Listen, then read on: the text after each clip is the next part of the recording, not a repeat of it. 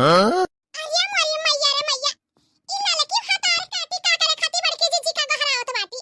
हैं का हो ललका आई है बहरवा बैठी बाटी दुआरवा पे अरे हमार बड़की जीजी तू यहां बैठी बाटू अक्का बसे हम तुहा हेरत बाटी कहां कहां नहीं हम हेरन तू हैं अरे बाप का काम बाटा ललका बहिनी जान तू हम हेरत बाटी हैं यह तो बैठी रहन कब से ये हमार बेटा हुआ त रोत बाटे कि का बताई जानियो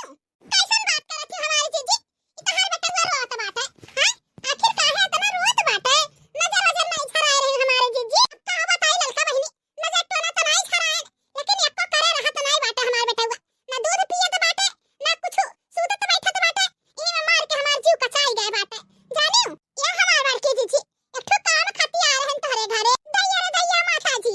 लागत बाटे भैया बाबू लोग ई गोरहर की भतरा काटी जौन बाटी ना हां बड़ी छुपी रुस्तम बाटी जरूर कुछ न कुछ मांगे आए होई पक्का कुछ घटा होई तब भतार काटा याद करी का बड़की जीजी का हां तो ललका बहिनी बताओ कैसे हमरे घरे आगमन भय तोहार हैं अरे ये हमार बड़की जीजी नहीं जानियो लुटावन बाबा के पोखरवा में मछली मारात बाटे ये सका मछली हमारे जीजी की का बताई हाँ? मछली